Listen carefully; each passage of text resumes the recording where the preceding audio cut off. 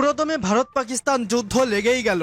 দর্শক, আমাদের হাতে এসেছে গুরুত্বপূর্ণ আন্তর্জাতিক সংবাদ। প্রথমেই জানিয়ে দিচ্ছি সংবাদ শিরোনাম। পাকিস্তানে ভয়াবহ গোলাগুলি, সেনা সহ নিহত 9। আরও থাকছে ইসরায়েলের টার্গেট 3 দেশ। এরপরেই জানিয়ে দিব শত্রুর মোকাবেলায় প্রস্তুত পাকিস্তানি সেনাবাহিনী, বলছে শাহবাজ। আরও থাকছে যুদ্ধের আশঙ্কায় যুবকদের ট্রেনিং দিচ্ছে ভারত। এবং সর্বশেষ জানিয়ে দিব যুদ্ধের দামামা, এবার মোদির সঙ্গে দেখা করলেন অজিত দোভাল। শুনছিলেন সংবাদ শিরোনাম, এখন বিস্তারিত। তবে তার আগে অনুরোধ থাকবে এই ভিডিওটিতে একটি লাইক এবং কমেন্টস করে জানিয়ে দিন পুরোদমে ভারত পাকিস্তান যুদ্ধ লেগে গেছে। দর্শক, এই যুদ্ধে মোদির দাদাগিরি বেরিয়ে আসবে। একের পর এক হামলা চালাবে পাকিস্তানি সেনারা। তারই ধারাবাহিকতায় পুরোদমে গোলাগুলি লেগে গেছে। এবার ঘোষণা দিয়ে ভারতে হামলা করবে চীনও। ঘুম হারাম হয়ে পড়েছে মোদির। দর্শক, এ বিষয়ে আপনার মতামত জানিয়ে দিন কমেন্ট বক্সে। পাকিস্তানে ভয়াবহ গোলাগুলি, সেনা সহ নিহত 9। কাশ্মীরের পেহেলগামে ভয়াবহ হামলার ঘটনায় দিল্লি ইসলামাবাদের উত্তেজনার মধ্যে পাকিস্তানে ব্যাপক গোলাগুলি হয়েছে।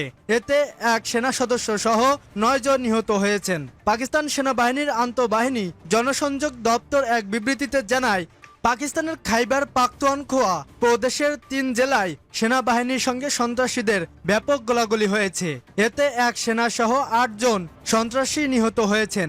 গোয়েন্দা তথ্যের ভিত্তিতে গত শনি ও রবিবার উত্তর ওয়াজিরিস্তান, খাইবার ও বান্নু জেলায় অভিযান পরিচালনা করেছে পাক সেনা। এ সময় সন্ত্রাসীদের সঙ্গে ব্যাপক গুলি বিনিময় হয় সেনা সদস্যদের।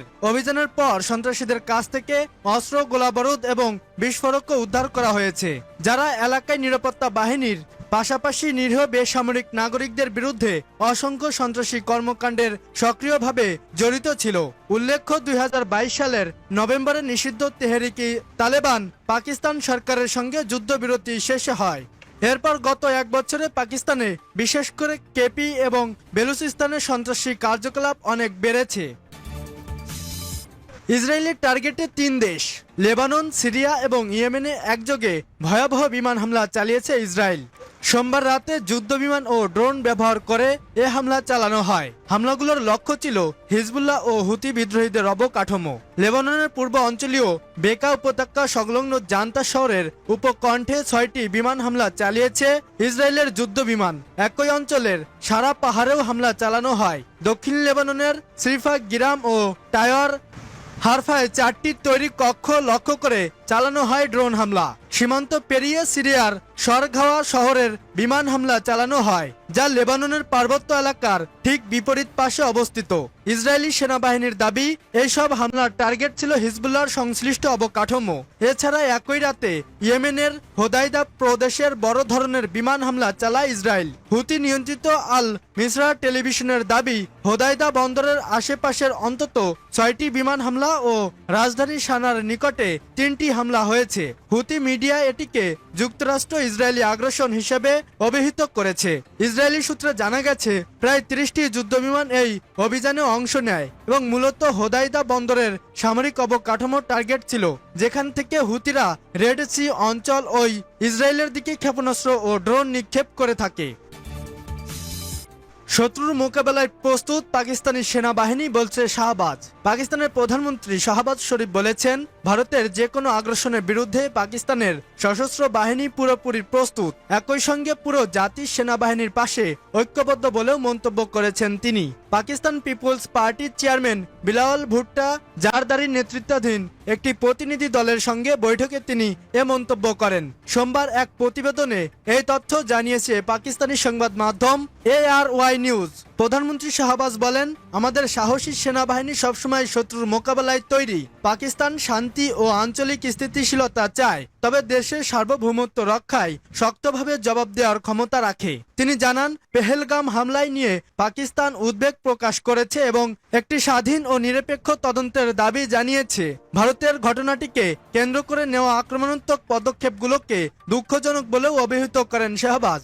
এছাড়া হামলার ঘটনার সঙ্গে পাকিস্তানকে জড়ানোর ভারতের অবৈধ প্রচেষ্টা দৃঢ়ভাবে প্রত্যাখ্যান করেছেন প্রধানমন্ত্রী শাহবাজ। তিনি আরো বলেন, ভারতের একতরফা ও অবৈধভাবে সিন্ধু পানি চুক্তি স্থগিত করাকে পানি আগ্রাসন হিসেবে দেখা হচ্ছে। যা পাকিস্তানের জন্য রেড লাইন। তিনি স্পষ্ট করে বলেন, পাকিস্তান কোনো অবস্থাতেই এই পদক্ষেপ মেনে নেবে না।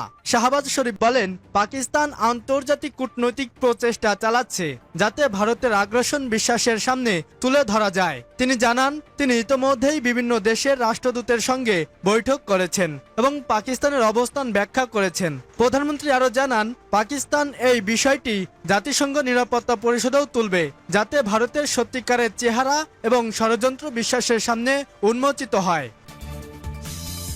যুদ্ধের আশঙ্কায় যুবকদের ট্রেনিং দিচ্ছে ভারত। নয়াদিল্লি ও ইসলামাবাদের মধ্যে নতুন করে স্পষ্ট চরম উত্তেজনার মধ্যেই ভারতের কেন্দ্রীয় সরকার আগামীকাল বুধবার কয়েকটি রাজ্যকে শত্রুর আক্রমণের সম্ভাব্য পরিস্থিতিতে বেসামরিক প্রতিরক্ষা কার্যকর রাখার লক্ষ্যে মহড়া আয়োজনের নির্দেশ দিয়েছে। সরকারি সূত্রের বরাত দিয়ে এনডিটিভি সোমবার এক প্রতিবেদনে এ তথ্য জানিয়েছে। টানা 12 দিন ভারত পাকিস্তান সীমান্তে গোলাগুলি চলছে। এই পরিস্থিতিতে আগামীকাল রাজ্যগুলোকে নিরাপত্তামূলক মহড়ায় অংশ নেওয়ার আহ্বান জানিয়েছে ভারতের কেন্দ্রীয় স্বরাষ্ট্র মন্ত্রণালয় থেকে।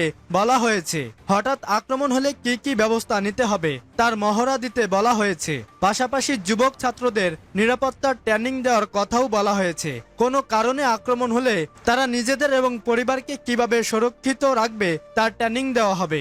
ভারতের কেন্দ্রীয় স্বরাষ্ট্র মন্ত্রণালয় রাজ্যগুলোকে সম্ভাব্য শত্রু আক্রমণের পরিপ্রেক্ষিতে যে পদক্ষেপগুলো গ্রহণের নির্দেশ দিয়েছে, বিমান হানার আগাম সতর্কমূলক সাইরেন চালু করা, সাধারণ নাগরিক, শিক্ষার্থী ও অন্যান্যদের সিভিল ডিফেন্সের বিষয়ে প্রশিক্ষণ দেওয়া যাতে শত্রু হামলার সময় তারা নিজেদের সুরক্ষা নিশ্চিত করতে পারে। যুদ্ধের দামামা, এবার মোদির সঙ্গে দেখা করলেন অজিত দোভাল। কাশ্মীরে পেহেলগামে সন্ত্রাসী হামলায় 26 জন পর্যটক নিহতের ঘটনায় ভারত পাকিস্তানের মধ্যে চরম উত্তেজনা বিরাজ করছে। দেশ দুটির বাহিনীর মধ্যে কাশ্মীরের নিয়ন্ত্রণ রেখা বরাবর টানা 11 রাত ধরে গোলাগুলি চলছে।